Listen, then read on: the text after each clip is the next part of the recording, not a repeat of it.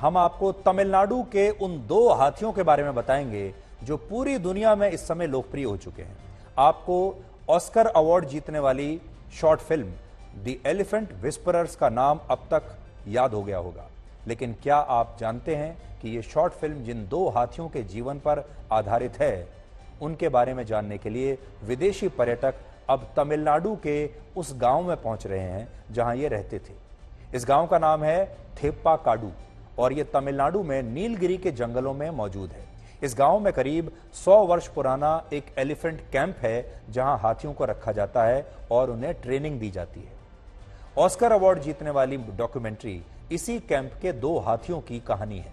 जिनका पालन पोषण इस गांव में रहने वाले एक दंपति ने, एक पति पत्नी ने किया था, जो कट्टू नायकन जनजाति के हैं और उनका नाम है बोम्मन और बेली। इस डॉक्यूमेंट्री में जिन दो हाथियों की कहानी दिखाई गई है, उनमें पहले हाथी का नाम था रघु और यह हाथी बचपन में एक घटना के दौरान गंभीर रूप से घायल हो गया था, जिसकी वजह से वो अपने झुंड से अलग हो गया और इसके बाद बोमन और बेली नाम के इस दंपति ने इस हाथी की देखभाल की और उसकी जान बचा ली, उसे अपने बच्चे की तरह पाला। इसके बाद इन लोगों ने उसे अपने घर में ही रख लिया और जैसे कोई अपने बच्चे का पालन पोषण करता है, वैसा ही रिश्ता इस पति पत्नी का इस हाथी के साथ बन गया। और बड़ी बात यह है कि यह हाथी अकेला था और इस वजह से इन लोगों ने एक और हाथी के बच्चे को गोद ले लिया जिसका नाम है अम्मू, और ये एक फीमेल एलिफेंट है ताकि ये दोनों आपस में खेलते रहें, इन दोनों का भी आपस में मन लगता रहे।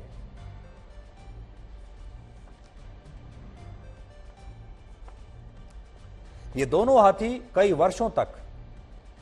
उनके घर में बच्चों की तरह रहे, लेकिन जब रघु बड़ा हो गया तो वन विभाग ने उसकी देखभाल के लिए उसे एक ऐसे केयरटेकर के पास भेजने का फैसला किया जो इस उम्र के हाथियों की ज्यादा अच्छी तरह से देखभाल कर सकता था और उन्हें ट्रेनिंग देने के लिए कहीं ज्यादा अनुभवी था।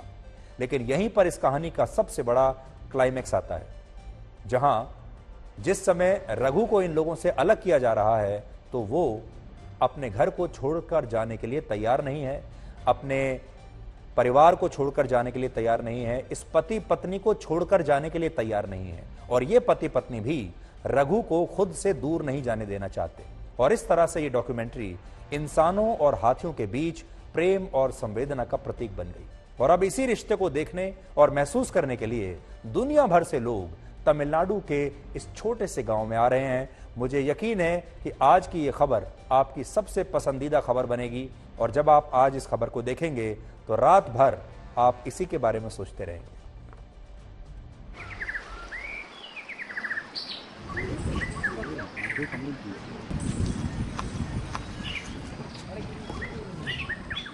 We came to visit the elephants and then we found out that two of them, Bumi and Raghu, won the Oscar last night, so it's very fortunate that we were able to see them here. Yeah, so a good experience. We heard about the Oscar award winning elephant,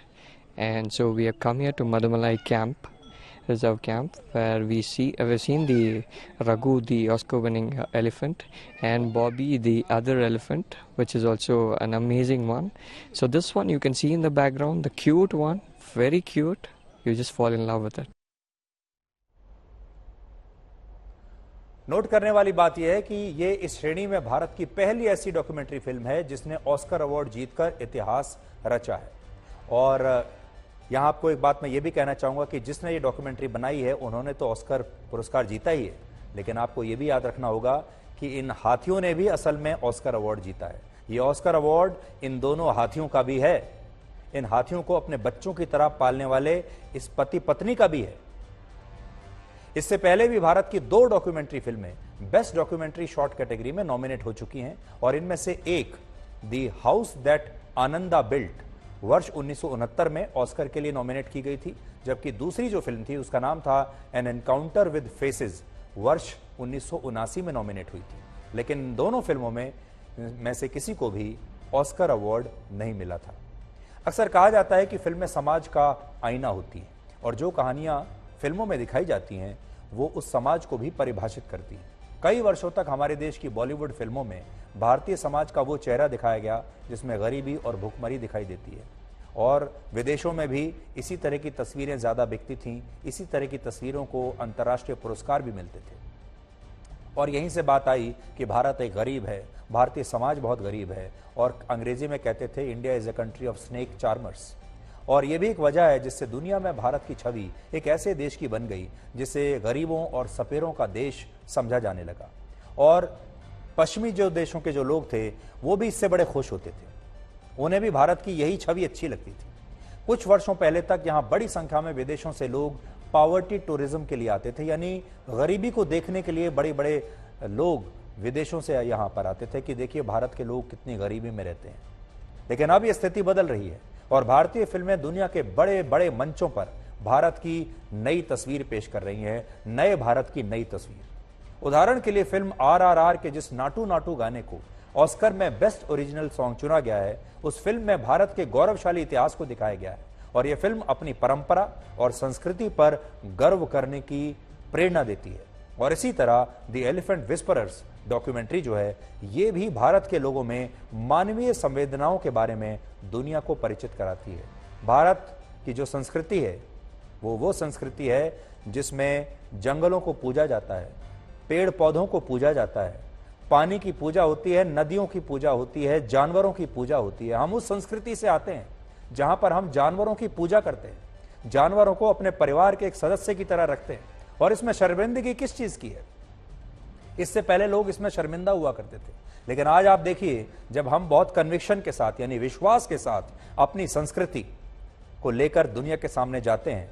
और पूरे विश्वास के साथ उन्हें बताते हैं कि ये हम हैं, हमारी असली पहचान यही है, तो फिर पूरी दुनिया तालियां भी बजाती है और पूरी दुनिया सलाम भी करती है।